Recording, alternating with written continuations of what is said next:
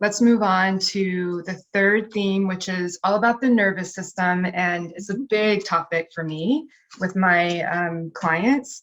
And we're going to link it to posture, because in one of our sessions, when you were adjusting me, you talked about the pelvis and the tilt and position of the pelvis and the hips, and how that can activate the vagus nerve. So I'm going to get into what the vagus nerve is in a second. But I just want to say, like, this whole conversation around nervous system and our hips and pelvis is like the literal way and the epitome of how our spinal health, it can impact our mental health. So I'm excited to hear what you have to say. But I do work with my clients around recognizing their energetic body, their energy states, and when they need to come down and signal to their body that they can be calm, they can be safe, and basically activate the rest and digest nervous system state. And one way we can do that, as you know, is by activating the vagus nerve. So the vagus nerve is a nerve that runs from our head down to our digestive tract, and is part of the autonomic nervous system. And when we activate it, we're telling our body, you can come into this rest and digest state. Like, you can transition from the hectic, go, fast-paced, high alert, hyper-vigilant state into this calm and safe space. And it's a practice that I really value, tuning into my nervous system and into my body. That I've been practicing for years now. And it's important to me. And at this point, because I've been practicing it, it's easy to tune into how my nervous system is responding to situations, what anxiety feels like in my body, what fear feels like in my body, when I need a break, and what I should do about it, like what I want to do to help send that signal of being able to calm myself down. And so those are conversations that I have with clients around what can you actually do to stimulate the vagus nerve.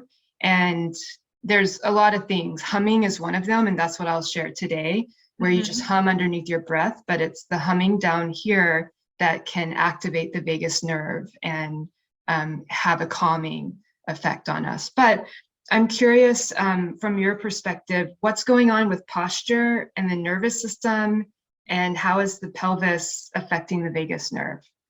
Absolutely. Yeah, no, it's I'm so glad you asked that. So I do see some pretty common postural distortions in my office, just because we sit, most of us have been sitting since we were 6 years old. So the muscles in the front of the legs get really tight, and it shifts the entire pelvis forward. And if I shift my pelvis forward, that takes my low back and creates almost too much of an arch in it.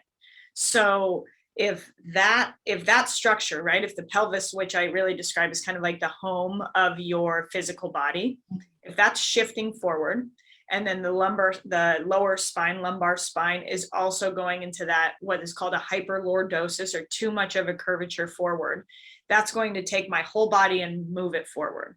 So the rest of my body will have to compensate around that. And again, that's when we see the collapsing of the upper body. And so then we see this posture, right, where it's just like there's like a collapse and a release in the lower pelvis, and then there's a crunching down here, and then the neck follows through, jetting forward, right? So you can look at this posture, like if you're at the grocery store, when I'm looking at somebody from the side, ideally I want to see their ear over their shoulder. And most people, because of also cell phone use, right, have their head jetted forward. So we have these like postural distortions that are taking place. And that, again, the brain is trying to figure out where our body is in space, having to make information up, having to not have a clear map of what is happening. So then I call this like one of the marbles in the bucket, right? So if we're talking about anxiety, for example, right? So a nervous system that can't regulate and I feel anxious.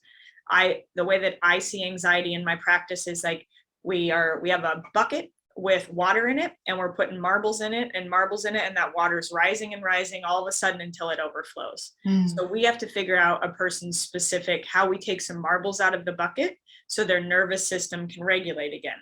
And one of the biggest marbles I've seen that we can take out of the bucket, to maintain that analogy, is if we can get the pelvis back in alignment, so back more shifted to a more neutral position, calming down the musculature in the front of the leg, and then being able to teach the body to lift up and then bring the neck back. This is flooding my nervous system with a really clear picture.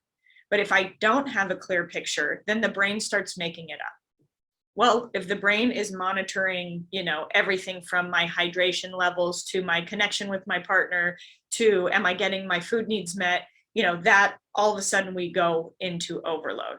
And so I find when people restore that relationship with helping their brain literally figure out where their body is in space, that helps down regulate their nervous system so they have more access to, example, like tools that you teach them of how to tune into their energy body, how to make decisions, how to have identity of what's happening in me right now.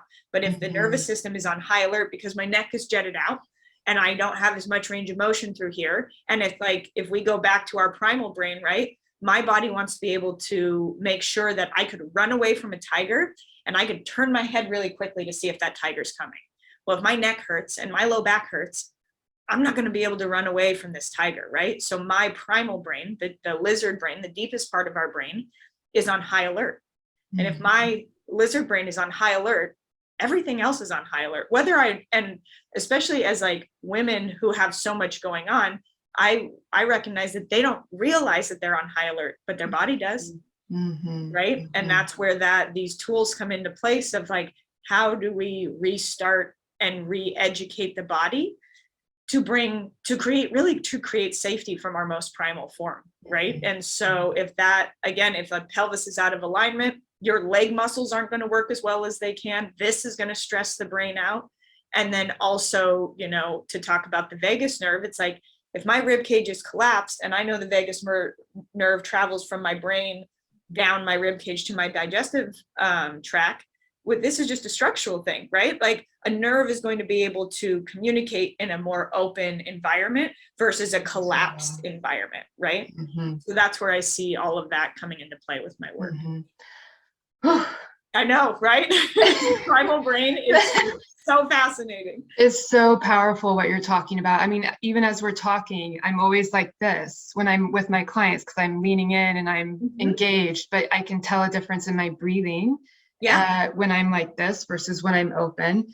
And I can tell a difference in just how energetically I'm feeling calm versus a little too maybe forward or activated as well with posture. What I love so much about what you're saying, besides everything, is sometimes in the work that I'm doing with my clients, there's trauma in their past, which we'll get into in a little bit, but to the point where they're shut down and they can't access how they're feeling. It's a bit of a numbed state. And so they don't have accessible to them their emotions, where their nervous system is.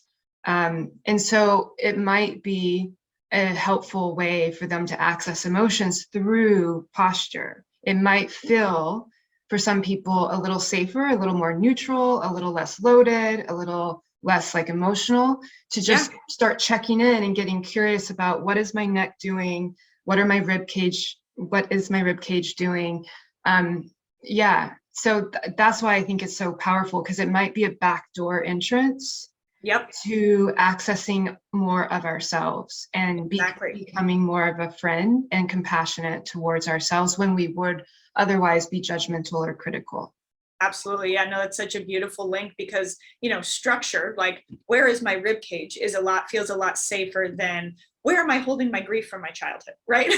But they're probably interconnected in some way, right? So that is a very beautiful way to access that. I think getting that somatic experience back online. And that's where I see like chiropractic adjustments are really powerful too, because I describe it as a physical medicine, right? That it's the right input at the right time for the right person. And a lot of times it's like when I'm adjusting somebody, I'm not, I'll say we're always breathing, right? Take a big deep breath in, breathe all the way out. But I'm just like, feel your body on the table. like feel my hands on your rib cage. Like I show people what direction I'm going to have an adjustment, so for them and their nervous system to know where I'm going. Because again, like I find that, I've seen a lot of people be able to access emotions via after some chiropractic adjustments, again, because it just, like you said, it's like a back door in. It feels a little bit safer. Exactly. And what you just said, the input at the right input at the right time for the right person. For everyone listening, that may look very different for each person. So we're talking about how working with the body first may feel like a safer backdoor entrance than working with the emotions and exploring the trauma that we've experienced and how it's showing up today, which we're going to get into in a little bit. But for other people, it doesn't feel safe to be at the body level, and it feels safer to be talking. Yeah. And be seen and validated by somebody else. And so the body may come later, and Definitely. That's okay too. Yeah, it's an independent, every journey is different, and we don't compare our journeys to other people. I think it's just, again, it goes back to that curiosity piece. Exactly. Yeah. And honoring your own process is your own process. Yeah, absolutely.